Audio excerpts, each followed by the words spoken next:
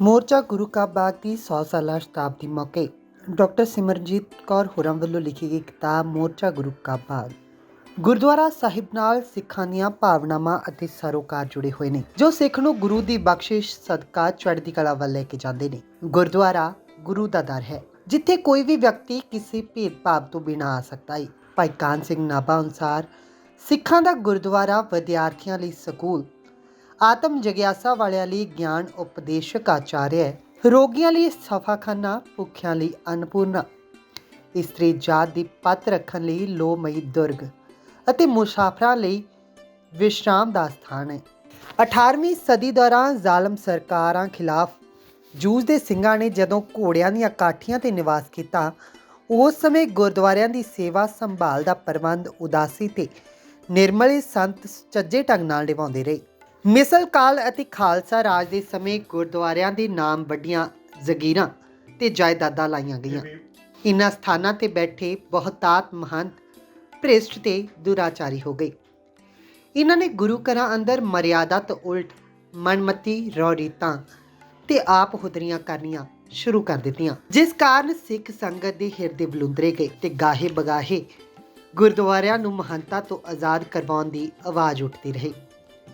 ਸ਼੍ਰੀ ਦਰਬਾਰ ਸਾਹਿਬ ਅਤੇ ਸ਼੍ਰੀ ਅਕਾਲ ਤਖਤ ਸਾਹਿਬ ਦਾ ਪ੍ਰਬੰਧ ਪੰਥ ਪ੍ਰਸਤ ਹੱਥਾਂ ਵਿੱਚ ਆਉਣ ਨਾਲ ਬਾਕੀ ਗੁਰਧਾਮਾਂ ਦੇ ਪ੍ਰਬੰਧ ਸੁਧਾਰਨ ਤੇ ਚਲਾਉਣ ਲਈ ਸ਼੍ਰੋਮਣੀ ਗੁਰਦੁਆਰਾ ਪ੍ਰਬੰਧਕ ਕਮੇਟੀ ਤੇ ਸ਼੍ਰੋਮਣੀ ਅਕਾਲੀ ਦਲ ਹੋਂਦ ਵਿੱਚ ਆਈ। ਸ਼੍ਰੀ ਗੁਰੂ ਅਰਜਨ ਦੇਵ ਜੀ ਅਤੇ ਸ਼੍ਰੀ ਗੁਰੂ ਤੇਗ ਬਹਾਦਰ ਜੀ ਦੁਆਰਾ ਸ਼ਾਂਤਮਈ ਢੰਗ ਨਾਲ ਜ਼ਬਰ ਦਾ ਮੁਕਾਬਲਾ ਕਰਦਿਆਂ ਜੋ ਲਾਸਾਨੀ ਸ਼ਹਾਦਤਾਂ ਦਿੱਤੀਆਂ ਗਈਆਂ, ਉਸ ਤੋਂ ਪ੍ਰੇਰਨਾ ਲੈਂਦਿਆਂ ਸਿੱਖ ਸੰਗਤ ਨੇ ਸ਼੍ਰੋਮਣੀ ਗੁਰਦੁਆਰਾ ਪ੍ਰਬੰਧਕ ਕਮੇਟੀ ਦੀ ਅਗਵਾਈ ਹੇਠ ਗੁਰਦੁਆਰਾ ਪ੍ਰਬੰਧ ਸੁਧਾਰ ਲਹਿਰ ਵਿੱਚ ਵੱਧ ਚੜ੍ਹ ਕੇ ਹਿੱਸਾ ਲਿਆ।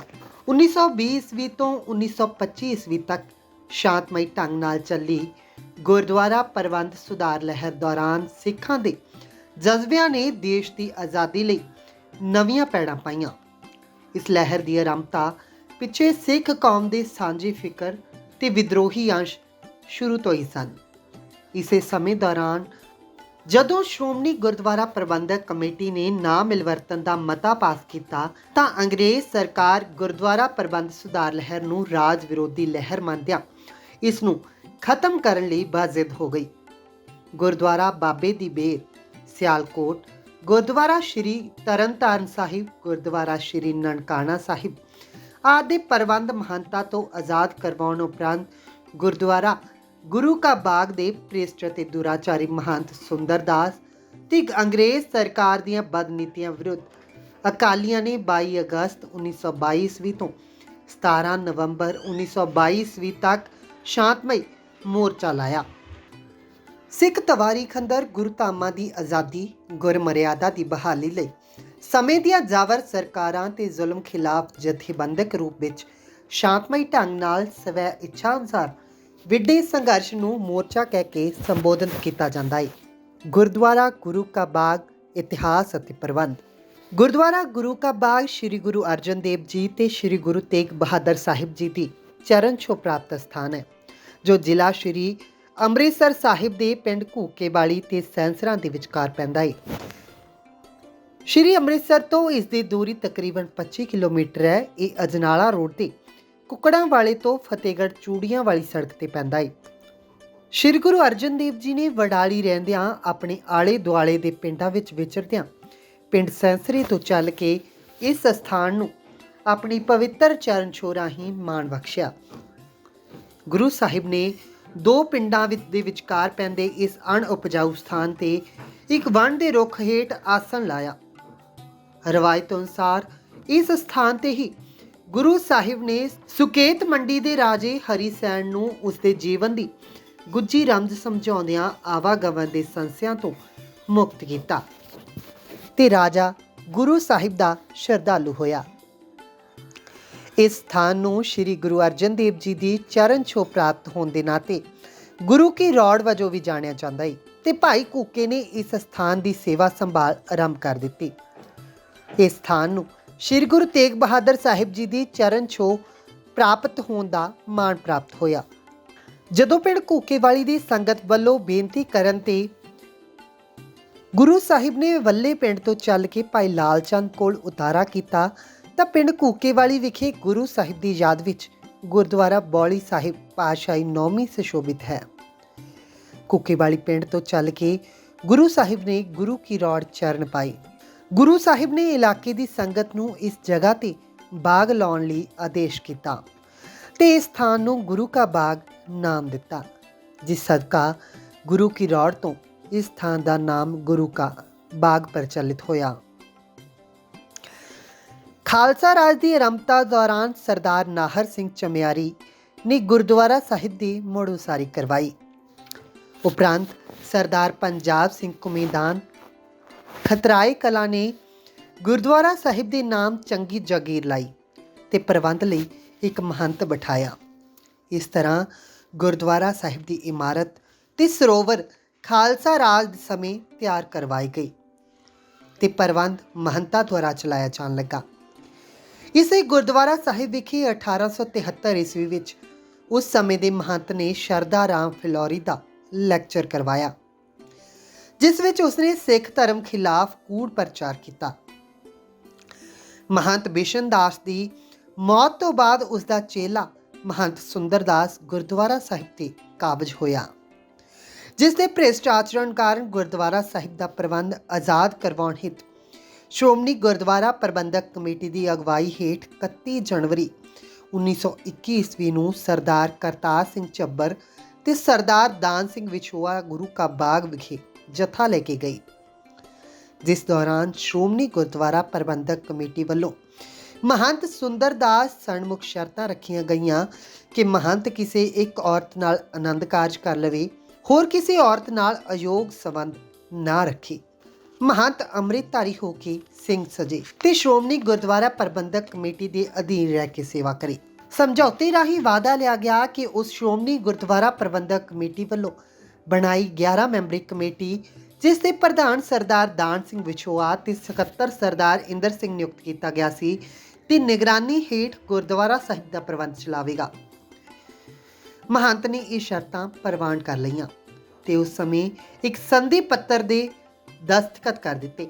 ਮਹੰਤ ਸੁੰਦਰਦਾਸ ਨੇ 8 ਫਰਵਰੀ 1921 ਈਸਵੀ ਨੂੰ ਸ਼੍ਰੀ ਅਕਾਲ ਤਖਤ ਸਾਹਿਬ ਵਿਖੇ ਪੇਸ਼ ਹੋ ਕੇ ਅੰਮ੍ਰਿਤ ਛਕ ਲਿਆ ਤੇ ਉਸ ਦਾ ਨਾਮ ਜੋਗਿੰਦਰ ਸਿੰਘ ਰੱਖਿਆ ਗਿਆ।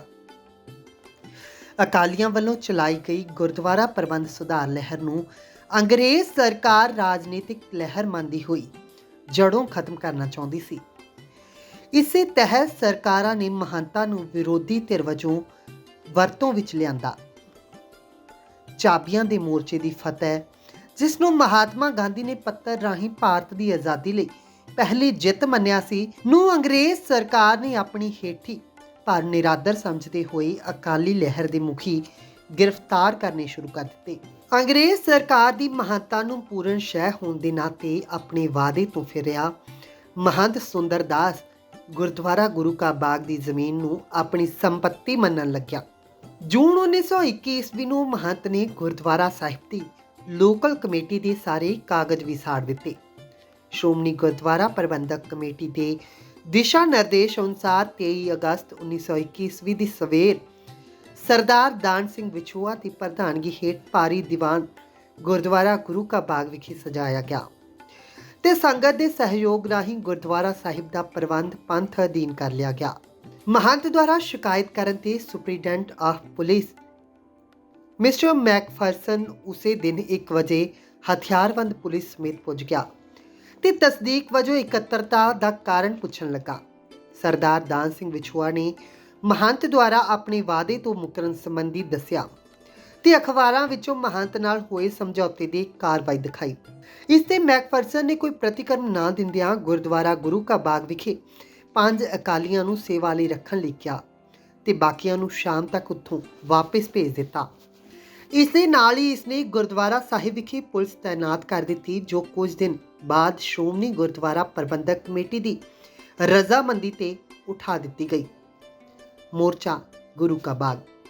ਗੁਰਦੁਆਰਾ ਗੁਰੂ ਕਾ ਬਾਗ ਦਾ ਪ੍ਰਬੰਧ ਸ਼੍ਰੋਮਣੀ ਗੁਰਦੁਆਰਾ ਪ੍ਰਬੰਧਕ ਕਮੇਟੀ ਅਧੀਨ ਕੁਝ ਸਮਾਂ ਚੰਗੀ ਤਰ੍ਹਾਂ ਚੱਲਦਾ ਰਿਹਾ, ਜਿੱਥੇ ਵਿਸ਼ੇਸ਼ ਮੌਕਿਆਂ ਤੇ ਦੀਵਾਨ ਸਜਾਏ ਜਾਂਦੇ, ਗੁਰੂ ਕਾ ਲੰਗਰ ਅਤੁੱਟ ਵਰਤਦਾ, ਤੇ ਲੰਗਰ ਲਈ ਬਾਲਣ ਦਾ ਇੰਤਜ਼ਾਮ ਗੁਰਦੁਆਰਾ ਸਾਹਿਬ ਦੀ ਜ਼ਮੀਨ ਵਿੱਚੋਂ ਹੀ ਸੁੱਕੇ ਦਰਖਤ ਵੱਢ ਕੇ ਕੀਤਾ ਜਾਂਦਾ। ਕੁਝ ਸਮੇਂ ਬਾਅਦ ਮਹੰਤ ਫਿਰ ਆਪਣੇ ਵਾਅਦੇ ਤੇ ਨਾ ਰਹਿ ਕੇ ਮਨਆਈਆਂ ਕਰਨ ਲੱਗਿਆ। ਉਸਨੇ ਸਿੱਖਾਂ ਨੂੰ ਗੁਰੂ ਕੇ ਬਾਗ ਵਿੱਚੋਂ ਲੰਗਰ ਲਈ ਲੱਕੜਾਂ ਕੱਟਣ ਤੋਂ ਵੀ ਮਨਾ ਕਰ ਦਿੱਤਾ। 8 ਅਗਸਤ 1922 ਈਸਵੀ ਨੂੰ ਗੁਰਦੁਆਰਾ ਸਾਹਿਬ ਦੇ 5 ਸੇਵਕਾਂ ਨੇ ਗੁਰੂ ਕੇ ਬਾਗ ਦੀ ਜ਼ਮੀਨ ਵਿੱਚੋਂ ਆਮ ਦਿਨਾਂ ਵਾਂਗ ਬਾਲਣ ਕੱਟ ਲਿਆ। ਸ਼੍ਰੀ ਅੰਮ੍ਰਿਤਸਰ ਦੇ ਡਿਪਟੀ ਕਮਿਸ਼ਨਰ ਮਿਸਟਰ ਡੰਟ ਨੇ 9 ਅਗਸਤ 1922 ਨੂੰ ਜ਼ੈਲਦਾਰ ਵੇਦੀ ਬ੍ਰਿਜਲਾਲ ਵਾਸੀ ਮਹਿਲਾਂ ਵਾਲਾ, ਜੋ ਇੱਕ ਝੋਲੀ ਚੁੱਕ ਸੀ, ਤੇ ਇਤਲਾਹ ਤੇ FIR ਨੰਬਰ 1288 ਦਰਜ ਕਰਕੇ ਸਿੰਘਾਂ ਨੂੰ ਗ੍ਰਿਫਤਾਰ ਕਰ ਲਿਆ। ਪਿੱਛੋਂ additional superintendent of police mister BT ਅਤੇ ਉਸਦੇ ਸਾਥੀ ਅਫਸਰ ਨੇ ਗੁਰੂ ਕਾ ਬਾਗ ਪੁੱਜ ਕੇ ਡਿਪਟੀ ਕਮਿਸ਼ਨਰ ਦੀ ਅਗਵਾਈ ਦੀ ਪੁਸ਼ਟੀ ਲਈ ਮਹੰਤ ਪਾਸੋਂ ਦਰਖਾਸਤ ਲੈ ਲਈ। 10 ਅਗਸਤ 1922 ਈਸਵੀ ਨੂੰ ਗ੍ਰਿਫਤਾਰ ਕੀਤੇ 5 ਸਿੰਘਾਂ ਭਾਈ ਸੰਤੋਖ ਸਿੰਘ ਲਸ਼ਕਰੀ ਨੰਗਲ, ਭਾਈ ਲਾਭ ਸਿੰਘ ਰਾਜਾ ਸੰਸੀ, ਭਾਈ ਲਾਭ ਸਿੰਘ ਮੱਤੇ ਨੰਗਲ, ਭਾਈ ਸੰਤਾ ਸਿੰਘ ਮੇਸਾਦ ਨੂੰ ਸ਼੍ਰੀ ਅੰਮ੍ਰਿਤਸਰ ਵਿਖੇ ਮੈਜਿਸਟ੍ਰੇਟ ਮਿਸਟਰ ਇਵਾਨ ਜੇਨਕਿੰਸ ਨੇ ਚੋਰੀ ਦੇ ਇਲਜ਼ਾਮ ਹਿੱਤ 6 ਮਹੀਨੇ ਦੀ ਕੈਦ, 50 ਰੁਪਏ ਜੁਰਮਾਨਾ ਕੀਤਾ। ਗੁਰਦੁਆਰਾ ਸਾਹਿਬ ਦੀ ਜ਼ਮੀਨ ਜਿਸ ਵਿੱਚੋਂ ਲੱਕੜਾਂ ਕੱਟੀਆਂ ਜਾਂਦੀਆਂ ਸਨ, ਉਸ ਦਾ ਕੁੱਲ ਰਕਬਾ ਲਗਭਗ 524 ਕਨਾਲ 12 ਮਰਲੇ ਸ਼ਾਮਲਾਤ ਸੀ, ਜੋ ਪਿੰਡ ਸੈਂਸਰਾਂ ਦੀ ਸਿੰਘਾਂ ਨੇ ਗੁਰਦੁਆਰਾ ਗੁਰੂ ਕਾ ਬਾਗ ਦੇ ਨਾਂ ਲਵਾਈ ਸੀ। ਮਹੰਤ ਸੁੰਦਰਦਾਸ ਜ਼ਮੀਨ ਦਾ ਕਾਸ਼ਤਕਾਰ ਸੀ, ਜੋ ਕਬਜ਼ਾ ਮੁਖਾਲਿਫਾਨਾ 1892 ਈਸਵੀ ਤੋਂ ਚੱਲਦਾ ਆ ਰਿਹਾ ਸੀ। ਸ਼੍ਰੋਮਣੀ ਗੁਰਦੁਆਰਾ ਪ੍ਰਬੰਧਕ ਕਮੇਟੀ ਦੀ ਮਾਲਕੀ ਹੋਣ ਦੇ ਨਾਤੇ ਇੱਥੋਂ ਲੱਕੜਾਂ ਕੱਟਣਾ ਗੈਰ ਕਾਨੂੰਨੀ ਨਹੀਂ ਸੀ, ਪਰ ਅਕਾਲੀਆਂ ਤੇ ਚੋਰੀ ਲੱਕੜਾਂ ਕੱਟਣ ਦਾ ਝੂਠਾ ਇਲਜ਼ਾਮ ਲਗਾ ਕੇ ਅੰਗਰੇਜ਼ ਸਰਕਾਰ ਅਕਾਲੀ ਲਹਿਰ ਨੂੰ ਦਬਾਉਣਾ ਚਾਹੁੰਦੀ ਸੀ। ਸ਼੍ਰੋਮਣੀ ਗੁਰਦੁਆਰਾ ਪ੍ਰਬੰਧਕ ਕਮੇਟੀ ਨੇ ਇਹਨਾਂ ਨਾਜਾਇਜ਼ ਗ੍ਰਿਫਤਾਰੀਆਂ ਦੇ ਰੋਸ ਵਜੋਂ ਰੋਜ਼ਾਨਾ 5-5 ਸਿੰਘਾਂ ਦੇ ਜਥੇ ਲੱਕੜਾਂ ਕੱਟਣ ਲਈ ਭੇਜਣੇ ਆਰੰਭ ਕਰ ਦਿੱਤੇ। ਬਾਅਦ ਵਿੱਚ ਇਹ ਗਿਣਤੀ ਨਿਰੰਤਰ ਵੱਧਦੀ ਗਈ। 22 ਅਗਸਤ 1822 ਈਸਵੀ ਨੂੰ ਗੁਰਦੁਆਰਾ ਦੀਵਾਨ ਹਾਲ ਮੰਜੀ ਸਾਹਿਬ ਸ਼੍ਰੀ ਅੰਮ੍ਰਿਤਸਰ ਵਿਖੇ 3 ਦਿਨ ਸਜਾਏ ਗਏ ਦੀਵਾਨ ਦੌਰਾਨ ਜਿੱਥੇ ਸਰਕਾਰ ਦੀ ਕਾਰਵਾਈ ਵਿਰੁੱਧ ਰੋਸ ਪ੍ਰਗਟ ਕੀਤਾ ਗਿਆ, ਤਾਂ ਉੱਥੇ ਹੀ ਸਿੰਘਾਂ ਨੂੰ ਗੁਰਦੁਆਰਾ ਗੁਰੂ ਕਾ ਬਾਗ ਵਿਖੇ ਜਾ ਕੇ ਲੱਕੜਾਂ ਕੱਟਣ ਲਈ ਪ੍ਰੇਰਿਤ ਕੀਤਾ ਗਿਆ। ਸ਼੍ਰੋਮਣੀ ਗੁਰਦੁਆਰਾ ਪ੍ਰਬੰਧਕ ਕਮੇਟੀ ਵੱਲੋਂ ਅੰਗਰੇਜ਼ ਸਰਕਾਰ ਦੀਆਂ ਸਖਤੀਆਂ ਦਾ ਅਕਾਲੀ ਸਿੰਘਾਂ ਦੁਆਰਾ ਸ਼ਾਂਤਮਈ ਰਹਿੰਦਿਆਂ ਮੁਕਾਬਲਾ ਕਰਨ ਹੈਤੂ ਜ਼ਿਲ੍ਹੇਵਾਰ ਜਥੇ ਭੇਜਣ ਦੇ ਪ੍ਰਬੰਧ ਕੀਤੇ ਗਏ। ਸ਼੍ਰੀ ਅਕਾਲ ਤਖਤ ਸਾਹਿਬ ਸ਼੍ਰੀ ਅੰਮ੍ਰਿਤਸਰ ਵਿਖੇ ਸਵੇਰ ਸਮੇਂ ਦੀਵਾਨ ਸਜਾਏ ਜਾਂਦੇ, ਅਰਦਾਸ ਉਪਰੰਤ ਕੁਝ ਤਕਰੀਰਾਂ ਹੁੰਦੀਆਂ। ਸਿੰਘਾਂ ਦਾ ਜਥਾ ਸ਼ਾਂਤਮਈ ਰਹਿਣ ਦਾ ਪ੍ਰਣ ਕਰਕੇ ਗੁਰਦੁਆਰਾ ਗੁਰੂ ਕਾ ਬਾਗ ਵੱਲ ਕੂਚ ਕਰਦਾ। ਹਰ ਜਥੇ ਦੇ ਸਿੰਘਾਂ ਦਾ ਪਹਿਰਾਵਾ ਖਾਸ ਹੁੰਦਾ। ਸਿਰਾਂ ਤੇ ਕਾਲੀਆਂ ਦਸਤਾਰਾਂ ਸਜਾਈਆਂ ਹੁੰਦੀਆਂ। ਸਿੰਘਾਂ ਦੇ ਗਲਾਂ ਵਿੱਚ ਫੁੱਲ ਮਾਲਾ ਪਾ ਕੇ ਜਥੇ ਨੂੰ ਰਵਾਨਾ ਕੀਤਾ ਜਾਂਦਾ। ਸ਼ਹਿਰ ਦੇ ਲੋਕ ਲੰਘਦੇ ਜਥੇ ਉੱਪਰ ਫੁੱਲਾਂ ਦੀ ਵਰਖਾ ਕਰਦੇ। 22 ਅਗਸਤ 1922 ਈਸਵੀ ਦਿਨ ਮੰਗਲਵਾਰ ਤੋਂ ਪੁਲਿਸ ਨੇ ਸਿੰਘਾਂ ਨੂੰ ਗ੍ਰਿਫਤਾਰ ਕਰਨਾ ਆਰੰਭ ਕਰ ਦਿੱਤਾ। ਇਸ ਤਰ੍ਹਾਂ ਇਸ ਦਿਨ ਅਸਲ ਮਾਇਨਿਆਂ ਵਿੱਚ ਮੋਰਚੇ ਦੀ ਸ਼ੁਰੂਆਤ ਹੋਈ। ਇਸ ਦਿਨ 60 ਸਿੰਘ ਗ੍ਰਿਫਤਾਰ ਹੋਏ। 23 ਅਗਸਤ ਨੂੰ ਸ਼੍ਰੀ ਅੰਮ੍ਰਿਤਸਰ ਦੇ additional superintendent of police mister BT ਅਤੇ ਮੈਜਿਸਟ੍ਰੇਟ ਮਿਸਟਰ ਇਵਾਨ ਜੈਨਕਿੰਸ ਨੇ ਗੁਰਦੁਆਰਾ ਸਾਹਿਬ ਅੰਦਰ ਜਾ ਕੇ ਭਾਈ ਨਿਰੰਜਨ ਸਿੰਘ ਸਮੇਤ 4 ਸਿੰਘਾਂ ਨੂੰ ਗ੍ਰਿਫਤਾਰ ਕੀਤਾ ਤੇ ਉਹਨਾਂ ਨੂੰ 300 ਰੁਪਏ ਜੁਰਮਾਨਾ, 1 ਸਾਲ ਦੀ ਕੈਦ ਸਜ਼ਾ ਸੁਣਾਈ। 24 ਅਗਸਤ ਤੱਕ ਗ੍ਰਿਫਤਾਰੀਆਂ ਦੀ ਗਿਣਤੀ 180 ਹੋ ਗਈ ਸੀ। ਡਿਪਟੀ ਕਮਿਸ਼ਨਰ ਵੱਲੋਂ ਮਿਲੀਆਂ ਹਦਾਇਤਾਂ ਅਨੁਸਾਰ ਅਕਾਲੀ ਜਥਿਆਂ ਤੇ ਸਖਤੀ ਕਰਨ ਦਾ ਹੁਕਮ ਦਿੱਤਾ ਗਿਆ, ਜਿਸ ਅਨੁਸਾਰ 25 ਅਗਸਤ ਤੋਂ ਜਥਿਆਂ ਦੀ ਮਾਰ ਕੁਟਾਈ ਸ਼ੁਰੂ ਕਰ ਦਿੱਤੀ ਗਈ। ਇਸ ਦਿਨ 30 ਸਿੰਘ ਗੰਭੀਰ ਜ਼ਖਮੀ ਹੋਏ, ਜੋ 14 ਸਤੰਬਰ ਤੱਕ ਚੱਲਦੀ ਰਹੀ। ਅੰਗਰੇਜ਼ ਸਰਕਾਰ ਨੇ ਮੋਰਚੇ ਨੂੰ ਅਸਫਲ ਕਰਨ ਹਿੱਤ ਸ਼੍ਰੋਮਣੀ ਗੁਰਦੁਆਰਾ ਪ੍ਰਬੰਧਕ ਕਮੇਟੀ ਦੇ ਪ੍ਰਮੁੱਖ 8 ਆਗੂਆਂ ਸਰਦਾਰ ਬਹਾਦਰ ਮਹਿਤਾਬ ਸਿੰਘ, ਪ੍ਰਧਾਨ ਸ਼੍ਰੋਮਣੀ ਗੁਰਦੁਆਰਾ ਪ੍ਰਬੰਧਕ ਕਮੇਟੀ, ਭਗਤ ਜਸਵੰਤ ਸਿੰਘ ਜਨਰਲ ਸਕੱਤਰ, ਸਰਦਾਰ ਨਾਰਾਇਣ ਸਿੰਘ ਬੈਰੀਸਟਰ ਸਕੱਤਰ, ਪ੍ਰੋਫੈਸਰ ਸਾਹਿਬ ਸਿੰਘ ਮੀਤ ਸਕੱਤਰ, ਸਰਦਾਰ ਸਰਮੁਖ ਸਿੰਘ ਚੌਹਾਲ ਪ੍ਰਧਾਨ Akali Dal, master Tara Singh working member Shiromani Gurdwara ਪ੍ਰਬੰਧਕ ਕਮੇਟੀ, ਸਰਦਾਰ ਰਵੇਲ ਸਿੰਘ ਮੈਂਬਰ ਸ਼੍ਰੋਮਣੀ ਕਮੇਟੀ ਅਤੇ ਸਰਦਾਰ ਤੇਜਾ ਸਿੰਘ ਚੂੜਕਾਣਾ ਨੂੰ ਸ਼੍ਰੀ ਅਕਾਲ ਤਖਤ ਸਾਹਿਬ ਵਿਖੇ ਹੋਈ ਇਕੱਤਰਤਾ ਦੌਰਾਨ ਗ੍ਰਿਫਤਾਰ ਕਰ ਲਿਆ ਗਿਆ। ਇਸ ਗ੍ਰਿਫਤਾਰੀ ਤੋਂ ਬਾਅਦ ਮੋਰਚੇ ਸੰਬੰਧੀ ਪ੍ਰਬੰਧ ਜਥੇਦਾਰ ਤੇਜਾ ਸਿੰਘ ਸਮੁੰਦਰੀ ਨੇ ਸੰਭਾਲੇ। ਸ਼੍ਰੀ ਅੰਮ੍ਰਿਤਸਰ ਦੇ ਡਿਪਟੀ ਕਮਿਸ਼ਨਰ ਮਿਸਟਰ JM ਡੰਟ ਨੇ ਅਕਾਲੀ ਲਹਿਰ ਨੂੰ ਕੁਚਲਣ ਲਈ superintendent of police mister McPherson SP ਅਤੇ additional superintendent of police mister BT ਨੂੰ ਪੂਰਨ ਅਧਿਕਾਰ ਦਿੱਤੇ ਹੋਏ ਸਨ। ਇਹਨਾਂ ਅਧਿਕਾਰਾਂ ਦੀ ਵਰਤੋਂ ਕਰਦਿਆਂ ਇਹਨਾਂ ਨੇ ਅਕਾਲੀਆਂ ਤੇ ਅਣਮਨੁੱਖੀ ਤਸ਼ੱਦਦ ਕਰਨਾ ਸ਼ੁਰੂ ਕਰ ਦਿੱਤਾ। ਪਿੰਡ ਤੇੜਾ ਖੁਰਦ ਦੇ ਸਰਦਾਰ ਭਗਤ ਸਿੰਘ ਅਤੇ ਉਸ ਦਾ ਪੁੱਤਰ ਸਰਦਾਰ ਤਾਰਾ ਸਿੰਘ ਜੋ ਆਪਣੇ ਖੇਤਾਂ ਵਿੱਚ ਕੰਮ ਕਰ ਰਹੇ ਸੀ, ਪੁਲਿਸ ਦੇ ਤਸ਼ੱਦਦ ਦਾ ਸ਼ਿਕਾਰ ਬਣੇ ਅਤੇ ਦੋਵੇਂ ਸਿੰਘ ਸ਼ਹੀਦੀ ਪਾ ਗਏ। ਪੁਲਿਸ ਵੱਲੋਂ ਜਥੇਦਾਰ ਟਹਿਲ ਸਿੰਘ ਨਿੱਕੀ ਸਰਹਾਲੀ ਦੇ ਮੂੰਹ ਤੇ ਚਪੇੜਾਂ ਮਾਰੀਆਂ ਗਈਆਂ ਤੇ ਕੇਸਾਂ ਤੋਂ ਫੜ ਕੇ ਜ਼ਮੀਨ ਤੇ ਸੁੱਟਿਆ ਗਿਆ। ਇਸੇ ਤਰ੍ਹਾਂ ਜ਼ਿਲ੍ਹਾ ਲਾਇਲਪੁਰ ਦੇ ਜਥੇ ਨੂੰ ਪਿੰਡ ਛੀਨੇ ਦੇ ਪੁਲ ਤੇ ਪਿੱਛੇ ਮੁੜਨ ਲਈ ਕਿਹਾ ਗਿਆ। ਜਥੇਦਾਰ ਸਰਦਾਰ ਪ੍ਰਿਥੀਪਾਲ ਸਿੰਘ ਉਰਫ ਜਵੰਦ ਸਿੰਘ ਨੇ ਸਾਫ਼ ਇਨਕਾਰ ਕਰ ਦਿੱਤਾ ਅਤੇ ਅੱਗੇ ਵਧਣਾ ਸ਼ੁਰੂ ਕਰ ਦਿੱਤਾ, ਜਿਸ ਕਾਰਨ ਪੁਲਿਸ ਨੇ ਸੁਮੇਦਾਰ ਡਾਂਗਾ ਨਾਲ ਸਿੰਘਾਂ ਨੂੰ ਕੁੱਟਣਾ ਸ਼ੁਰੂ ਕਰ ਦਿੱਤਾ। ਇਹ ਸਿੰਘ ਮਾਰ ਖਾ ਕੇ ਵੀ 7 ਵਾਰ ਉੱਠਿਆ ਤੇ ਜ਼ਾਲਮਾਂ ਨੇ ਵਾਰ-ਵਾਰ ਮਾਰਿਆ। ਬੇਹੋਸ਼ੀ ਦੀ ਹਾਲਤ ਵਿੱਚ ਉਸ ਨੂੰ ਸ਼੍ਰੀ ਅੰਮ੍ਰਿਤਸਰ ਪਹੁੰਚਾਇਆ ਗਿਆ। ਸ਼ਾਂਤਮਈ ਰਹਿੰਦਿਆਂ ਅਕਾਲੀਆਂ ਦੇ ਮੁਖ ਵਿੱਚੋਂ ਨਿਕਲ ਰਹੀ ਵਾਹਿਗੁਰੂ ਵਾਹਿਗੁਰੂ ਦੀ ਗੂੰਜ ਸਿੱਖੀ ਸਿਦਕ ਦੇ ਵਿਲੱਖਣ ਦ੍ਰਿਸ਼ ਪੇਸ਼ ਕਰ ਰਹੀ ਸੀ। ਕਈ ਬੇਹੋਸ਼ ਤੇ ਜ਼ਖਮੀ ਸਿੰਘਾਂ ਨੂੰ ਨਹਿਰ ਦੇ ਸੂਏ ਵਿੱਚ ਸੁੱਟ ਦਿੱਤਾ ਗਿਆ। ਮੋਰਚੇ ਦੌਰਾਨ ਸਿੰਘਾਂ ਤੇ ਢਾਹੇ ਗਏ ਕਹਿਰ ਦੀਆਂ ਅਜਿਹੀਆਂ ਅਨੇਕ ਹੀ ਮਿਸਾਲਾਂ ਮਿਲਦੀਆਂ ਨੇ। ਪੁਲਿਸ ਨੇ ਕਈ ਮੋਤਬਰ ਸੱਜਣ ਜੋ ਦਰਸ਼ਕਾਂ ਵਜੋਂ ਜਥੇ ਨਾਲ ਗਏ ਸਨ ਨਾਲ ਵੀ ਬੁਰਾ ਵਿਵਹਾਰ ਕੀਤਾ ਅਤੇ ਉਹਨਾਂ ਦੀਆਂ ਕੀਮਤੀ ਵਸਤਾਂ ਵੀ ਖੋਹ ਲਈਆਂ। ਇਹਨਾਂ ਵਿੱਚ ਸਰਦਾਰ ਸੁੰਦਰ ਸਿੰਘ ਰਾਮਗੜੀਆ, ਸਰਦਾਰ ਸੁੰਦਰ ਸਿੰਘ ਧੂਪੀਆ, ਭਾਈ ਮੋਹਨ ਸਿੰਘ ਵੈਦ ਅਤੇ ਸਰਦਾਰ ਅਮਰ ਸਿੰਘ ਆਦਿ ਸ਼ਖਸੀਅਤਾਂ ਸ਼ਾਮਲ ਸਨ। ਗੁਰਦੁਆਰਾ ਗੁਰੂ ਕਾ ਬਾਗ ਵਿਖੇ ਅਕਾਲੀਆਂ ਦੇ ਇਕੱਠ ਨੂੰ ਗੈਰ ਕਾਨੂੰਨੀ ਐਲਾਨ ਕਰਦਿਆਂ ਸ਼੍ਰੋਮਣੀ ਗੁਰਦੁਆਰਾ ਪ੍ਰਬੰਧਕ ਕਮੇਟੀ ਅਤੇ ਦੂਜੀਆਂ ਸੰਸਥਾਵਾਂ ਵੱਲੋਂ ਭੇਜੀਆਂ ਗਈਆਂ ਦਵਾਈਆਂ ਅਤੇ ਹੋਰ ਵਸਤਾਂ ਪੁਲਿਸ ਵੱਲੋਂ ਜ਼ਬਤ ਕਰ ਲਈਆਂ ਜਾਂਦੀਆਂ। ਗੁਰਦੁਆਰਾ ਗੁਰੂ ਕਾ ਬਾਗ ਨਜ਼ਦੀਕ ਪੈਂਦੇ ਪਿੰਡ ਸੈਂਸਰਾਂ, ਕੂਕੇਵਾਲੀ, ਲਸ਼ਕਰੀ ਨੰਗਲ, ਜਗਦੇਓ ਕਲਾਂ, ਮੱਲੂ ਨੰਗਲ ਆਦਿ ਸਿੰਘ ਇੱਕ ਡੁਰਲੀ ਜਥਾ ਬਣਾ ਕੇ ਕਿਸੇ ਨਾ ਕਿਸੇ ਤਰ੍ਹਾਂ ਸਿੰਘਾਂ ਤੱਕ ਰਸਦ ਪਹੁੰਚਾਉਂਦੇ ਰਹੇ। ਅਜਿਹੀ ਸੇਵਾ ਕਰਨ ਵਾਲੇ ਸਿੰਘਾਂ ਸਿੰਘਣੀਆਂ ਨੂੰ ਵੀ ਪੁਲਿਸ ਨੇ ਤਸ਼ੱਦਦ ਦਾ ਸ਼ਿਕਾਰ ਬਣਾਇਆ। ਅਦਲੀਵਾਲ ਪਿੰਡ ਦੀ ਬੀਬੀ ਲਾਭ ਕੌਰ ਜੋ ਜ਼ਖਮੀਆਂ ਨੂੰ ਪਿਲਾਉਣ ਲਈ ਸਿਰ ਤੇ ਪਾਣੀ ਦੀ ਟੈਂਟ ਚੁੱਕੀ ਜਾ ਰਹੀ ਸੀ, ਉਸ ਨੂੰ ਕੇਸਾਂ ਤੋਂ ਫੜ ਕੇ ਜ਼ਮੀਨ ਤੇ ਸੁੱਟ ਦਿੱਤਾ ਗਿਆ। ਉਪਰੰਤ ਇਲਾਜ ਲਈ ਸ਼੍ਰੀ ਅੰਮ੍ਰਿਤਸਰ ਵਿਖੇ ਭੇਜਿਆ ਗਿਆ। ਜ਼ਖਮੀਆਂ ਦੇ ਇਲਾਜ ਲਈ ਸ਼੍ਰੋਮਣੀ ਗੁਰਦੁਆਰਾ ਪ੍ਰਬੰਧਕ ਕਮੇਟੀ ਨੇ ਅਕਾਲੀ ਬਾਗ ਅਤੇ ਗੁਰੂ ਕਾ ਬਾਗ ਸ਼੍ਰੀ ਅੰਮ੍ਰਿਤਸਰ ਵਿਖੇ ਹਸਪਤਾਲ ਕਾਇਮ ਕੀਤੇ ਸਨ। ਹਸਪਤਾਲ ਵਿੱਚ 20 ਸਹਾਇਕ ਸਰਜਨ, 10 ਡਾਕਟਰ, 30 ਕੋਰਸ ਪਾਸ ਕੰਪਾਊਂਡਰ ਅਤੇ ਹੋਰ ਸਿੰਘ ਸਿੰਘਣੀਆਂ ਹਰ ਤਰ੍ਹਾਂ ਦੀ ਸਹਾਇਤਾ ਲਈ ਹਾਜ਼ਰ ਰਹਿੰਦੇ।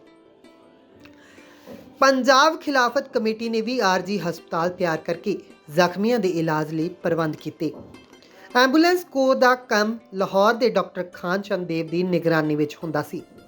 ਸ਼੍ਰੀ ਅੰਮ੍ਰਿਤਸਰ ਸ਼ਹਿਰ ਦੇ ਵਾਸੀਆਂ ਨੇ ਵੀ ਜ਼ਖਮੀਆਂ ਦੀ ਸਹਾਇਤਾ ਲਈ ਹਰ ਤਰ੍ਹਾਂ ਦਾ ਲੋੜੀਂਦਾ ਸਹਿਯੋਗ ਦਿੱਤਾ। ਅਕਾਲੀਆਂ ਦੀਆਂ ਵਹੀਰਾਂ ਅੱਤ ਦੀ ਸਖਤੀ ਹੋਣ ਦੇ ਬਾਵਜੂਦ ਵੀ ਗੁਰਦੁਆਰਾ ਗੁਰੂ ਕਾ ਬਾਗ ਵੱਲ ਸ਼ਾਂਤਮਈ ਸਤਨਾਮ ਸਤਨਾਮ ਸਤਨਾਮ ਜੀ, ਵਾਹਿਗੁਰੂ ਵਾਹਿਗੁਰੂ ਵਾਹਿਗੁਰੂ ਜੀ, ਸੂਰਾ ਸੋਈ ਜੋ ਲਹਿਰਾ ਦੀਨ ਕੇ ਹੇਤ ਆਦਿ ਜਪਦੀਆਂ ਹੋਈਆਂ ਅੱਗੇ ਵਧਦੀਆਂ ਜਾਂਦੀਆਂ। ਮਾਰ ਕੁਟਾਈ ਹੋਣ ਤੇ ਉਹ ਕੋਈ ਮੁਕਾਬਲਾ ਜਾਂ ਬਚਾਓ ਕਰਨ ਦੀ ਕੋਸ਼ਿਸ਼ ਨਾ ਕਰਦੀ। ਕਈ ਜੁਝਾਰੂ ਬੀਬੀਆਂ ਨੇ ਵੀ ਜਥੇਦਾਰ ਸ਼੍ਰੀ ਅਕਾਲ ਤਖਤ ਸਾਹਿਬ ਕੋਲ ਬੇਨਤੀ ਕੀਤੀ ਕਿ ਇੱਕ ਜਥਾ ਨਿਰੋਲ ਸਿੰਘਣੀਆਂ ਦਾ ਗੁਰੂ ਕਾ ਬਾਗ ਵਿਖੇ ਜਾਣ ਦੀ ਆਗਿਆ ਦਿੱਤੀ ਜਾਵੇ। ਇਹ ਬੇਨਤੀ ਜਥੇਦਾਰ ਸ਼੍ਰੀ ਅਕਾਲ ਤਖਤ ਸਾਹਿਬ ਅਤੇ ਸ਼੍ਰੋਮਣੀ ਗੁਰਦੁਆਰਾ ਪ੍ਰਬੰਧਕ ਕਮੇਟੀ ਵੱਲੋਂ ਦੂਰ ਅੰਦੇਸ਼ੀ ਨਤੀਜਿਆਂ ਹਿਤ ਪ੍ਰਵਾਨ ਨਹੀਂ ਕੀਤੀ ਗਈ। ਜਥਿਆਂ ਦੀ ਗਿਣਤੀ ਰੋਜ਼ਾਨਾ ਵੱਧਦੀ ਜਾ ਰਹੀ ਸੀ। ਪੁਲਿਸ ਜਥਿਆਂ ਨੂੰ ਵਾਪਸ ਪਰਤ ਜਾਣ ਲਈ ਕਹਿੰਦੀ, ਪਰ ਅਕਾਲੀਆਂ ਵੱਲੋਂ ਇਨਕਾਰ ਕਰਨ ਅਤੇ ਅੱਗੇ ਵਧਣ ਤੇ ਪੁਲਿਸ ਮਾਰ ਕੁਟਾਈ ਕਰਕੇ ਗੁਰੂ ਕਾ ਬਾਗ ਵੱਲ ਜਾਣ ਤੋਂ ਨਕਾਰੇ ਕਰ ਦਿੰਦੀ। ਇਹ ਮਰਜੀਵੜੇ ਸਿੰਘ ਵਾਰ-ਵਾਰ ਉੱਠਦੇ ਤੇ ਅੱਗੇ ਵਧਣ ਲੱਗਦੇ ਤਾਂ ਪੁਲਿਸ ਇਹਨਾਂ ਤੇ ਦੁਬਾਰਾ ਤਸ਼ੱਦਦ ਢਾਉਣਾ ਸ਼ੁਰੂ ਕਰ ਦਿੰਦੀ। ਸਿੰਘਾਂ ਨੇ ਗੁਰੂ ਦੀ ਬਖਸ਼ਿਸ਼ ਸਦਕਾ ਹੌਸਲਾ ਨਾ ਹਾਰਿਆ, ਨਾ ਹੀ ਕਿਸੇ ਤਰ੍ਹਾਂ ਦਾ ਮੁਕਾਬਲਾ ਕੀਤਾ, ਕਿਉਂ ਜੋ ਉਹ ਸ਼੍ਰੀ ਅਕਾਲ ਤਖਤ ਸਾਹਿਬ ਤੋਂ ਸ਼ਾਂਤਮਈ ਰਹਿਣ ਦਾ ਪ੍ਰਣ ਕਰਕੇ ਚੱਲੇ ਸੀ। ਸਿੰਘ ਗੁਰਦੁਆਰਾ ਗੁਰੂ ਕਾ ਬਾਗ ਵਿਖੇ ਜਾਣ ਦਾ ਕਾਨੂੰਨੀ ਅਧਿਕਾਰ ਮੰਗਦੇ ਸੀ। ਉਹਨਾਂ ਨੂੰ ਹੰਟਰਾਂ ਤੇ ਸੁੰਮੇਦਾਰ ਡਾਂਗਾਂ ਨਾਲ ਕੁੱਟਿਆ ਜਾਂਦਾ, ਉਹਨਾਂ ਦੀ ਛਾਤੀ ਤੇ ਚੜ੍ਹ ਕੇ ਕੁਚਲਿਆ ਜਾਂਦਾ, ਕੇਸ ਪੁੱਟੇ ਜਾਂਦੇ, ਗੁਪਤ ਅੰਗਾਂ ਤੇ ਸੱਟਾਂ ਮਾਰੀਆਂ ਜਾਂਦੀਆਂ, ਕੁੱਤਿਆਂ ਤੋਂ ਵਢਾਇਆ ਜਾਂਦਾ, ਘੋੜਿਆਂ ਹੇਠ ਲਤਾੜਿਆ ਜਾਂਦਾ ਆਦਿ। ਉਪਰੰਤ ਉਹਨਾਂ ਨੂੰ ਛੱਪੜਾਂ, ਸੂਇਆਂ ਤੇ ਨਹਿਰਾਂ ਵਿੱਚ ਸੁੱਟਿਆ ਜਾਂਦਾ। ਜਿਨ੍ਹਾਂ ਡਾਂਗਾਂ ਨਾਲ ਸਿੰਘਾਂ ਨੂੰ ਕੁੱਟਿਆ ਜਾਂਦਾ, ਉਹਨਾਂ ਦੇ ਹੇਠਲੇ ਸਿਰੇ ਤੇ 6 ਇੰਚ ਲੰਮੀ ਲੋਹੇ ਦੀ ਸੁੰਮ ਅਤੇ ਉੱਪਰਲੇ ਸਿਰੇ ਤੇ ਪਿੱਤਲ ਦੀ ਸੁੰਮ ਲੱਗੀ ਹੁੰਦੀ ਸੀ। ਸਿੰਘਾਂ ਨੂੰ ਉਦੋਂ ਤੱਕ ਕੁੱਟਿਆ ਜਾਂਦਾ ਜਦੋਂ ਤੱਕ ਉਹ ਬੇਹੋਸ਼ ਨਾ ਹੋ ਜਾਂਦੇ। ਇਹ ਸਭ ਹੋਣ ਤੇ ਵੀ ਸਿੰਘ ਪੂਰੀ ਤਰ੍ਹਾਂ ਚੜ੍ਹਦੀ ਕਲਾ ਵਿੱਚ ਸੀ। ਨਿਹੱਥੇ ਸਿੰਘਾਂ ਤੇ ਹੋ ਰਹੀ ਮਾਰ ਕੁਟਾਈ ਦਾ ਅਸਰ ਗੋਰਖਾ ਪੁਲਿਸ ਤੇ ਵੀ ਹੋਇਆ। ਉਹਨਾਂ ਨਿਹੱਥੇ ਤੇ ਸ਼ਾਂਤਮਈ ਸਿੰਘਾਂ ਦੀ ਮਾਰ ਕੁਟਾਈ ਤੋਂ ਇਨਕਾਰ ਕਰ ਦਿੱਤਾ। ਇਹਨਾਂ ਗੋਰਖਿਆਂ ਨੇ ਯੁੱਧ ਦੇ ਮੈਦਾਨ ਵਿੱਚ ਸਿੰਘਾਂ ਨੂੰ ਵੈਰੀਆਂ ਖਿਲਾਫ ਜੂਝਦੇ ਵੇਖਿਆ ਸੀ। ਉਹਨਾਂ ਕਿਹਾ ਕਿ ਜੇ ਇਹ ਲੜਨ ਤਾਂ ਅਸੀਂ ਵੀ ਲੜੀਏ, ਪਰ ਇਸ ਤਰ੍ਹਾਂ ਸਾਨੂੰ ਸੋਭਦਾ ਨਹੀਂ ਹੈ, ਜਿਸ ਕਾਰਨ ਇਹਨਾਂ ਗੋਰਖਿਆਂ ਵਿੱਚੋਂ ਬਹੁਤਿਆਂ ਨੂੰ ਨੌਕਰੀਆਂ ਤੋਂ ਹਟਾ ਦਿੱਤਾ ਗਿਆ। ਇਹਨਾਂ ਦੇ ਜਜ਼ਬੇ ਦੀ ਕਦਰ ਕਰਦਿਆਂ ਜਥੇਦਾਰ ਤੇਜਾ ਸਿੰਘ ਸਮੁੰਦਰੀ ਨੇ ਇਹਨਾਂ ਲਈ ਨੌਕਰੀਆਂ ਦੇ ਇੰਤਜ਼ਾਮ ਕੀਤੇ। ਮਿਰਜ਼ਾ ਜ਼ਾਕੂਬ ਬੇਗ ਮੈਡੀਕਲ ਕੌਂਸਲ ਮੈਂਬਰ ਨੇ ਇਸ ਅਣਮਨੁੱਖੀ ਤਸ਼ੱਦਦ ਨੂੰ ਦੇਖ ਭਾਵਪੂਰਨ ਟਿੱਪਣੀ ਕਰਦਿਆਂ ਕਿਹਾ ਕਿ ਸਿੱਖ ਪੰਜਾਬ ਦੀਆਂ ਸਭ ਕੌਮਾਂ ਨਾਲੋਂ ਸਖਤ ਨੇ। ਜੇ ਇਹ ਸੱਟਾਂ ਕਿਸੇ ਹੋਰ ਕੌਮ ਦੇ ਲੱਗੀਆਂ ਹੁੰਦੀਆਂ ਤਾਂ ਉਹ ਬਹੁਤ ਦੁੱਖ ਪਾਉਂਦੇ। ਮੇਰੀ ਰਾਏ ਵਿੱਚ ਇਹ ਮਾਰ ਕੁਟਾਈ ਦਾ ਮੰਤਵ ਸਿੱਖਾਂ ਨੂੰ ਰੋਕਣਾ ਨਹੀਂ, ਸਗੋਂ ਸਜ਼ਾ ਦੇਣੀ ਸੀ। ਜਥਾ ਸ਼ਾਂਤਮਈ ਰਿਹਾ, ਪਰ ਪੁਲਿਸ ਨੇ ਅਮਨ ਭੰਗ ਕੀਤਾ। ਅਕਾਲੀਆਂ ਵਿੱਚ ਰੱਬ ਵਸਦਾ ਸੀ, ਪਰ ਪੁਲਿਸ ਜ਼ੁਲਮੀ ਤਾਕਤ ਸੀ। ਕਿਸੇ ਵੀ ਸਿੱਖ ਨੇ ਮਾਰ ਪੈਣ ਤੇ ਹਾਏ ਨਹੀਂ ਕੀਤਾ, ਨਾ ਹੀ ਖੁਦ ਨੂੰ ਬਚਾਉਣ ਦਾ ਯਤਨ ਕੀਤਾ। ਸ਼੍ਰੀ ਅਕਾਲ ਤਖਤ ਸਾਹਿਬ ਤੋਂ ਚੱਲੇ ਜਥਿਆਂ ਨੂੰ ਗੁਰਦੁਆਰਾ ਗੁਰੂ ਕਾ ਬਾਗ ਦੇ ਰਾਹ ਵਿੱਚ ਪੈਂਦੇ ਹਰਸਾ ਛੀਨਾ ਪੁਲ, ਰਾਣੇਵਾਲਾ ਪੁਲ, ਗੁਮਟਾਲਾ ਨਜ਼ਦੀਕ ਰਾਜਾ ਸੰਸੀ ਆਦਿ ਸਥਾਨਾਂ ਤੇ ਪੁਲਿਸ ਵੱਲੋਂ ਰੋਕ ਕੇ ਅੰਨ੍ਹੇਵਾਹ ਤਸ਼ੱਦਦ ਕੀਤਾ ਜਾਂਦਾ। ਕਾਲੀ ਪੱਗ ਵਾਲਾ ਕੋਈ ਵੀ ਸਿੰਘ ਕਿਤੇ ਵੀ ਦਿਖਾਈ ਦਿੰਦਾ ਤਾਂ ਪੁਲਿਸ ਵੱਲੋਂ ਉਸ ਨੂੰ ਗ੍ਰਿਫਤਾਰ ਕਰ ਲਿਆ ਜਾਂਦਾ। ਸ਼ਾਂਤਮਈ ਜਥਿਆਂ ਤੇ ਵਰਤੀ ਗਈ ਤਾਕਤ ਦਾ ਦੇਸ਼ ਭਰ ਵਿੱਚ ਬਹੁਤ ਰੌਲਾ ਪਿਆ ਤੇ ਲੋਕ ਸ਼ਾਂਤਮਈ ਰੂਹਾਨੀ ਸੰਗਰਾਮ ਨੂੰ ਦੇਖਣ ਲਈ ਦੂਰ ਦੂਰ ਤੋਂ ਆਉਣ ਲੱਗੇ। 3 ਸਤੰਬਰ ਨੂੰ ਸ਼੍ਰੀ ਅਕਾਲ ਤਖਤ ਸਾਹਿਬ ਤੋਂ ਚੱਲੇ ਜਥੇ ਦੇ ਨਾਲ 2000 ਦਰਸ਼ਕਾਂ ਤੋਂ ਇਲਾਵਾ ਕਾਂਗਰਸੀ ਲੀਡਰ ਪੰਡਤ ਮਦਨ ਮੋਹਨ ਮਾਲਵੀਆ, ਮੁਹੰਮਦ ਮਲਕ ਲਾਲ ਖਾਂ, ਮੀਆਂ ਮੁਹੰਮਦ ਸ਼ਰੀਫ, ਡਾਕਟਰ ਯਾਕੂਬ ਬੇਗ, ਚੀਫ ਖਾਲਸਾ ਦੀਵਾਨ ਦੇ ਕੁਝ ਆਗੂ ਆਦਿ 4 ਮੋਟਰਾਂ ਵਿੱਚ ਜਥੇ ਦੇ ਨਾਲ ਗਈ। ਇਸ ਦਿਨ ਪੁਲਿਸ ਗੁਮਟਾਲੇ ਜਾਂ ਰਾਜਾ ਸਾਂਸੀ ਹੋਣ ਦੀ ਬਜਾਏ ਛੀਨੇ ਵਾਲੇ ਪੁਲ ਤੇ ਮੌਜੂਦ ਸੀ। ਪੁਲਿਸ ਨੇ ਜਥੇ ਦੇ ਸਿੰਘਾਂ ਦੀ ਮਾਰ ਕੁਟਾਈ ਸ਼ੁਰੂ ਕਰ ਦਿੱਤੀ। ਜਦੋਂ ਪੰਡਤ ਮਦਨ ਮੋਹਨ ਮਾਲਵੀਆ ਅਤੇ ਹੋਰ ਆਗੂ ਪਹੁੰਚੇ ਤਾਂ ਇਹਨਾਂ ਦੀ ਹਾਜ਼ਰੀ ਵਿੱਚ ਮਾਰ-ਕੁੱਟ ਦੀ ਕੋਈ ਕਾਰਵਾਈ ਨਾ ਕੀਤੀ ਗਈ।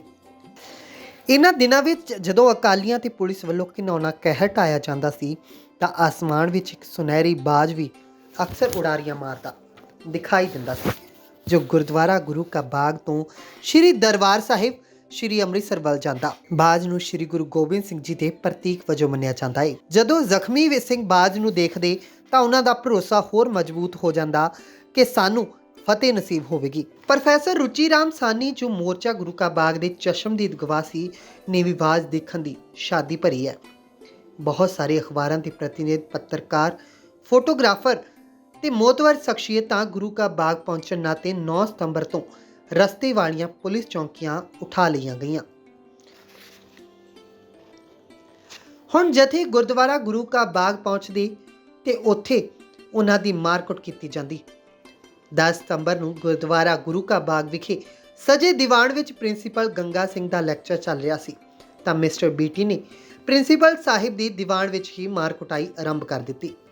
12 ਸਤੰਬਰ 1922 ਈਸਵੀ ਨੂੰ ਈਸਾਈ ਪਾਦਰੀ CF ਐਂਡਰਿਊਜ਼, ਜੋ ਐਂਗਲੀਕਨ ਚਰਚ ਦਾ ਪ੍ਰਚਾਰਕ ਨੇ, ਜ਼ਖਮੀਆਂ ਦੇ ਹਾਲਾਤ ਹਸਪਤਾਲ ਜਾ ਕੇ ਦੇਖੇ ਤੇ ਸਿੰਘਾਂ ਤੇ ਪੁਲਿਸ ਵੱਲੋਂ ਕੀਤੇ ਜਾ ਰਹੇ ਜ਼ੁਲਮ ਦੇਖ ਕੇ ਬੜਾ ਭਾਵੁਕ ਹੋਇਆ।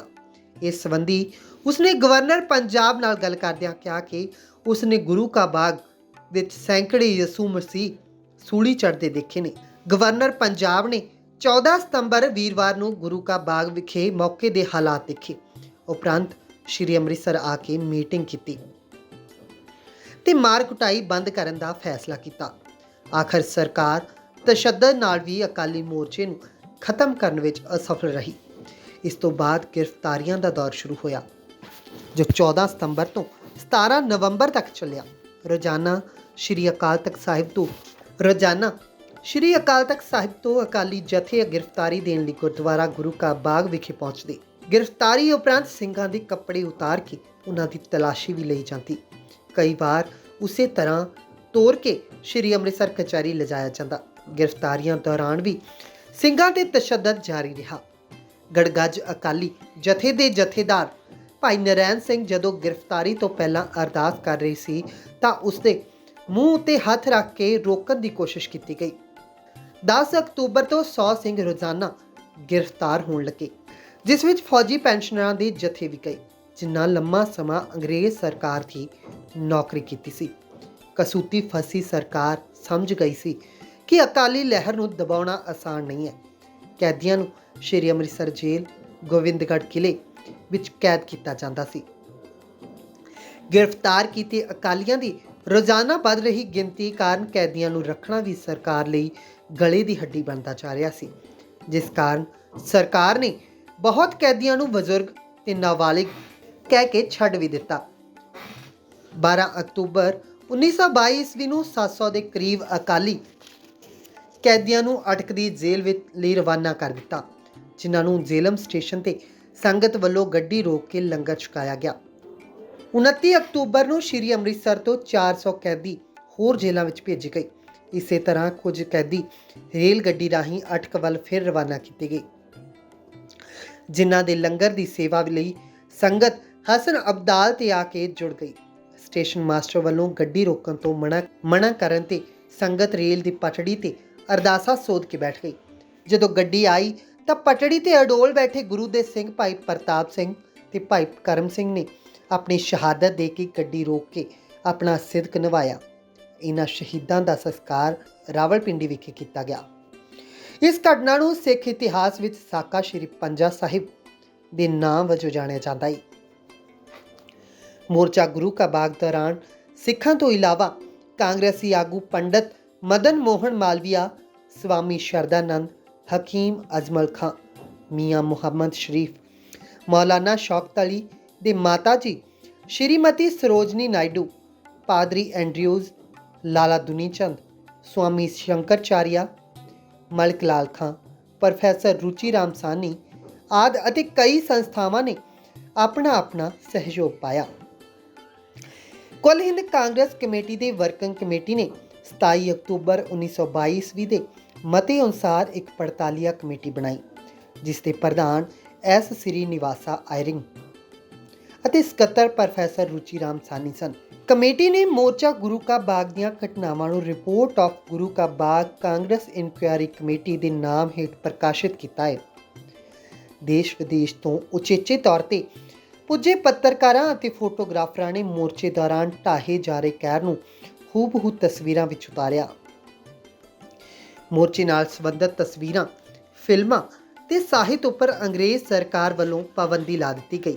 ਆਪੇ ਫਾਥੜੀਏ ਤੈਨੂੰ ਕੌਣ ਛੁਡਾਵੇ ਅਨੁਸਾਰ ਖਬਰ ਫੈਲ ਗਈ ਕਿ ਸਰਕਾਰ ਮੋਰਚੇ ਤੋਂ ਬਚ ਕੇ ਨਿਕਲਣ ਦਾ ਕੋਈ ਹੱਲ ਲੱਭ ਰਹੀ ਹੈ। ਇਸ ਦੇ ਲਈ ਸਰਕਾਰ ਨੇ ਰਾਏ ਬਹਾਦਰ ਸਰ ਗੰਗਾ ਰਾਮ ਇੰਜੀਨੀਅਰ ਦਾ ਸਹਾਰਾ ਲਿਆ, ਜੋ ਕਿ ਚੰਗੇ ਅਸਰ ਰਸੂਖ ਵਾਲੀ ਸ਼ਖਸੀਅਤ ਸੀ। ਸਰ ਗੰਗਾ ਰਾਮ ਇੰਗਲੈਂਡ ਤੋਂ ਉੱਚ ਵਿੱਦਿਆ ਲੈ ਕੇ ਲਾਹੌਰ ਆਏ ਸਨ, ਜਿਨ੍ਹਾਂ 12 ਸਾਲ ਲਾਹੌਰ ਵਿੱਚ ਸਿਵਲ ਇੰਜੀਨੀਅਰ ਵਜੋਂ ਕਾਰਜ ਕੀਤੇ ਸੀ। ਲਾਹੌਰ ਮਿਊਜ਼ੀਅਮ, ਹਾਈ ਕੋਰਟ, ਵੱਡੇ ਗਿਰਜਾਘਰ, ਦਿੱਲੀ ਸਕੱਤਰੇਤ, ਐਚਿਸਨ ਚੀਫ ਕਾਲਜ ਆਦਿ ਇਸ ਦੀ ਨਿਗਰਾਨੀ ਹੇਠ ਬਣਾਏ ਜਾਣ ਨਾਤੇ ਉਹ ਸਮਾਂ ਇਮਾਰਤੀ ਹੁਨਰ ਦਾ ਸਰ ਗੰਗਾ ਰਾਮ ਕਾਲ ਕਰਕੇ ਜਾਣਿਆ ਜਾਂਦਾ ਸੀ। ਆਖਿਰ 17 ਨਵੰਬਰ 1922 ਈਸਵੀ ਨੂੰ ਇਹ ਮੋਰਚਾ ਲਗਭਗ 3 ਮਹੀਨੇ ਬਾਅਦ ਖਤਮ ਹੋਇਆ, ਜਦੋਂ ਸਰਕਾਰ ਨੇ ਮਹੰਤ ਸੁੰਦਰ ਦਾਸ ਤੋਂ ਜ਼ਮੀਨ ਸਰ ਗੰਗਾ ਰਾਮ ਇੰਜੀਨੀਅਰ ਲਾਹੌਰ ਨੂੰ ਪਟੇ ਤੇ ਦਵਾ ਦਿੱਤੀ। ਸਰ ਗੰਗਾ ਰਾਮ ਨੇ ਲਿਖਤੀ ਰੂਪ ਪ੍ਰਸ਼ਾਸਨ ਨੂੰ ਕਿਹਾ ਕਿ ਉਸ ਨੂੰ ਪੁਲਿਸ ਦੀ ਕੋਈ ਲੋੜ ਨਹੀਂ ਹੈ। ਜਦੋਂ ਪੁਲਿਸ ਉੱਥੋਂ ਚਲੀ ਗਈ ਤਾਂ ਮੋਰਚਾ ਖਤਮ ਹੋ ਗਿਆ। ਇਸ ਤਰ੍ਹਾਂ ਸਰਕਾਰ ਨੇ ਆਪ ਨੂੰ ਇਸ ਮੋਰਚੇ ਵਿੱਚੋਂ ਛੁਡਵਾਇਆ। 18 ਨਵੰਬਰ 1922 ਈਸਵੀ ਨੂੰ ਸ਼੍ਰੀ ਅਕਾਲ ਤਖਤ ਸਾਹਿਬ ਵਿਖੇ ਦੀਵਾਨ ਵਿੱਚ ਸਰ ਗੰਗਾ ਰਾਮ ਨੇ ਕਿਹਾ ਕਿ ਜ਼ਮੀਨ ਗੁਰਦੁਆਰੇ ਦੀ ਹੈ ਤੇ ਹਮੇਸ਼ਾ ਗੁਰਦੁਆਰੇ ਦੀ ਹੀ ਰਹੇਗੀ। ਮੈਂ ਗੁਰੂ ਘਰ ਦਾ ਤੁੱਛ ਜਿਹਾ ਸੇਵਕ ਹਾਂ ਤੇ ਇਹ ਪਟਾ ਸ਼੍ਰੋਮਣੀ ਗੁਰਦੁਆਰਾ ਪ੍ਰਬੰਧਕ ਕਮੇਟੀ ਨੂੰ ਅਰਦਾਸ ਕਰਵਾਉਂਦਾ ਹਾਂ। 22 ਅਗਸਤ ਤੋਂ 17 ਨਵੰਬਰ ਤੱਕ ਚੱਲੇ ਮੋਰਚਾ ਗੁਰੂ ਕਾ ਬਾਗ ਦੌਰਾਨ 5605 ਸਿੰਘ ਗ੍ਰਿਫਤਾਰ ਕੀਤੇ ਗਏ। 1500 ਤੋਂ ਜ਼ਿਆਦਾ ਜ਼ਖਮੀ ਹੋਏ। ਦਰਜਨ ਦੇ ਕਰੀਬ ਸਿੰਘਾਂ ਨੇ ਸ਼ਹਾਦਤ ਪਾਈ। ਸ਼੍ਰੋਮਣੀ ਗੁਰਦੁਆਰਾ ਪ੍ਰਬੰਧਕ ਕਮੇਟੀ ਨੂੰ ਮੋਰਚੇ ਦੌਰਾਨ ਰੁਪਏ, ਪੈਸੇ ਦੀ, ਆਦਮੀਆਂ ਦੀ ਜਾਂ ਕਿਸੇ ਵੀ ਤਰ੍ਹਾਂ ਦੀ ਕੋਈ ਤੋੜ ਨਹੀਂ ਆਈ। 3 ਮਹੀਨੇ ਚੱਲੇ ਇਸ ਮੋਰਚੇ ਦੌਰਾਨ ਸਿੰਘ ਚੜ੍ਹਦੀ ਕਲਾ ਨਾਲ ਗੁਰੂ ਦੇ ਸ਼ੁਕਰ ਵਿੱਚ ਰਹੇ। ਦੁਨੀਆ ਭਰ ਵਿੱਚ ਪੰਥ ਦਾ ਵਕਾਰ ਤੇ ਸਤਿਕਾਰ ਹੋਰ ਵੀ ਵੱਧ ਗਿਆ। ਸਿੰਘਾਂ ਨੇ ਸ਼ਾਂਤਮਈ ਰਹਿੰਦਿਆਂ ਅੰਗਰੇਜ਼ ਸਰਕਾਰ ਵੱਲੋਂ ਕੀਤੇ ਗਏ ਜ਼ਬਰ ਨੂੰ ਸਬਰ ਨਾਲ ਝੱਲਦਿਆਂ ਮੋਰਚਾ ਗੁਰੂ ਕਾ ਬਾਗ ਵਿੱਚ ਫਤਿਹ ਪ੍ਰਾਪਤ ਕੀਤੀ। ਮੋਰਚੇ ਦੌਰਾਨ ਗ੍ਰਿਫਤਾਰ ਕੀਤੇ ਸਿੰਘਾਂ ਨੂੰ ਲਾਹੌਰ, ਅਟਕ, ਰਾਵਲਪਿੰਡੀ, ਗੁਜਰਾਤ, ਲਾਇਲਪੁਰ, ਮੁਲਤਾਨ, ਕੈਮਲਪੁਰ, ਝੰਗ, ਮੀਆਂਵਾਲੀ ਆਦਿ ਜੇਲ੍ਹਾਂ ਵਿੱਚ ਕੈਦ ਕੀਤਾ ਗਿਆ। ਜੇਲ੍ਹ ਅੰਦਰ ਵੀ ਸਿੰਘਾਂ ਨੂੰ ਕਈ ਤਰ੍ਹਾਂ ਦੇ ਤਸੀਹੇ ਦਿੱਤੇ ਜਾ ਰਹੇ ਸੀ। ਜੇਲ੍ਹ ਦੀ ਸਜ਼ਾ ਤੋਂ ਇਲਾਵਾ ਕਈ ਸਿੰਘਾਂ ਦੀਆਂ ਜ਼ਮੀਨਾਂ ਜਾਂ ਹੋਰ ਵਸਤਾਂ ਦੀ ਕੁਰਕੀ ਵੀ ਅੰਗਰੇਜ਼ ਸਰਕਾਰ ਦੁਆਰਾ ਕੀਤੀ ਗਈ। ਮਾਰਚ 1923 ਈਸਵੀ ਵਿੱਚ ਮੋਰਚਾ ਗੁਰੂ ਕਾ ਬਾਗ ਦੌਰਾਨ ਗ੍ਰਿਫਤਾਰ ਕੈਦੀ ਸਿੰਘਾਂ ਨੂੰ ਬਿਨਾਂ ਸ਼ਰਤ ਰਿਹਾ ਕਰਨ ਦਾ ਮਤਾ ਪਾਸ ਹੋ ਗਿਆ। ਰਿਹਾਈ ਦੌਰਾਨ ਵੀ ਰਾਵਲਪਿੰਡੀ ਦੇ ਸਟੇਸ਼ਨ ਤੇ 450 ਸਿੰਘਾਂ ਨੂੰ ਤਸ਼ੱਦਦ ਦਾ ਸਾਹਮਣਾ ਕਰਨਾ ਪਿਆ, ਜਿਸ ਕਾਰਨ 5 ਮਈ 1923 ਈਸਵੀ ਦੀ ਸ਼ਾਮ ਜਦੋਂ ਇਹ ਸਿੰਘ ਸ਼੍ਰੀ ਅੰਮ੍ਰਿਤਸਰ ਸਟੇਸ਼ਨ ਤੇ ਉਤਰੇ ਤਾਂ ਉਹਨਾਂ ਵਿੱਚੋਂ 50 ਸਿੰਘ ਤੁਰਨ ਤੋਂ ਵੀ ਅਸਮਰੱਥ ਸਨ।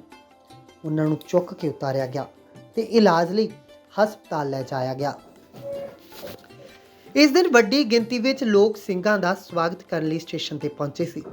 ਸਿੰਘਾਂ ਦੀ ਹਾਲਤ ਦੇਖ ਇਕੱਠੇ ਹੋਏ ਲੋਕਾਂ ਦੀਆਂ ਅੱਖਾਂ ਨਮ ਸਨ, ਪਰ ਸਿੰਘ ਜੈਕਾਰੇ ਗਜਾਉਂਦੇ ਹੋਏ ਹੋਰ ਚੜ੍ਹਦੀ ਕਲਾ ਵਿੱਚ ਆ ਰਹੇ ਸੀ। ਮੋਰਚਾ ਗੁਰੂ ਕਾ ਬਾਗ ਦੇ ਸ਼ਹੀਦ। ਮੋਰਚੇ ਦੌਰਾਨ ਜੇਲ੍ਹ ਵਿੱਚ ਇਲਾਜ ਅਧੀਨ ਅਤੇ ਸਾਕਾ ਸ਼੍ਰੀ ਪੰਜਾ ਸਾਹਿਬ ਵਿਖੇ ਸ਼ਹੀਦ ਹੋਏ ਜਿਨ੍ਹਾਂ ਸਿੰਘਾਂ ਦੀ ਜਾਣਕਾਰੀ ਪ੍ਰਾਪਤ ਹੁੰਦੀ ਹੈ, ਉਸ ਅਨੁਸਾਰ ਭਾਈ ਭਗਤ ਸਿੰਘ ਤੇ ਉਸ ਦਾ ਪੁੱਤਰ ਭਾਈ ਤਾਰਾ ਸਿੰਘ ਵਾਸੀ ਤੇੜਾ ਖੁਰਦ ਅੰਮ੍ਰਿਤਸਰ ਪੁਲਿਸ ਦੀ ਮਾਰ ਕੁਟਾਈ ਕਾਰਨ ਸ਼ਹੀਦ ਹੋਏ ਸੀ। ਭਾਈ ਕਰਮ ਸਿੰਘ ਅਤੇ ਭਾਈ ਪ੍ਰਤਾਪ ਸਿੰਘ ਸਾਕਾ ਸ਼੍ਰੀ ਪੰਜਾ ਸਾਹਿਬ ਵਿਖੇ ਸ਼ਹੀਦ ਹੋਏ। ਭਾਈ ਹਰੀ ਸਿੰਘ ਜੀ ਸ਼੍ਰੀ ਅੰਮ੍ਰਿਤਸਰ ਜੇਲ੍ਹ ਵਿੱਚ ਸ਼ਹੀਦ ਹੁੰਦੇ ਨੇ ਤੇ ਭਾਈ ਪ੍ਰਕਾਸ਼ ਸਿੰਘ ਜੇਲ੍ਹ ਤੋਂ ਰਿਹਾ ਹੋ ਕੇ ਅਗਲੇ ਦਿਨ ਸ਼ਹੀਦੀ ਪਾ ਗਏ। ਭਾਈ ਗੁਰਦਿੱਤ ਸਿੰਘ ਲਾਹੌਰ ਬੋਸਟਲ ਜੇਲ੍ਹ ਵਿੱਚ ਸ਼ਹੀਦ ਹੋ ਗਏ। ਭਾਈ ਜਵਾਲਾ ਸਿੰਘ ਅਤੇ ਭਾਈ ਬਿਸ਼ਨ ਸਿੰਘ ਅਟਕ ਜੇਲ੍ਹ ਵਿੱਚ ਸ਼ਹੀਦ ਹੋਏ। ਭਾਈ ਪ੍ਰਿਥੀਪਾਲ ਸਿੰਘ ਪੁਲਿਸ ਦੀ ਕੁੱਟ ਕਾਰਨ ਲੰਮਾ ਸਮਾਂ ਇਲਾਜ ਅਧੀਨ ਰਹਿੰਦੇ ਹਸਪਤਾਲ ਵਿੱਚ ਸ਼ਹੀਦ ਹੋ ਗਏ। ਮੋਰਚਾ ਗੁਰੂ ਕਾ ਬਾਗ ਦੇ ਸ਼ਹੀਦਾਂ ਦੀ ਯਾਦਗਾਰ ਗੁਰਦੁਆਰਾ ਗੁਰੂ ਕਾ ਬਾਗ ਵਿਖੇ ਸ਼੍ਰੀ ਗੁਰੂ ਤੇਗ ਬਹਾਦਰ ਸਾਹਿਬ ਜੀ ਦੇ ਯਾਦਗਾਰੀ ਸਥਾਨ ਦੇ ਨਜ਼ਦੀਕ ਪਰਿਕਰਮਾ ਵਿੱਚ ਸੁਸ਼ੋਭਿਤ ਹੈ। ਸ਼੍ਰੋਮਣੀ ਗੁਰਦੁਆਰਾ ਪ੍ਰਬੰਧਕ ਕਮੇਟੀ ਵੱਲੋਂ ਪਾਸ ਕੀਤੇ ਗਏ ਮਤੇ।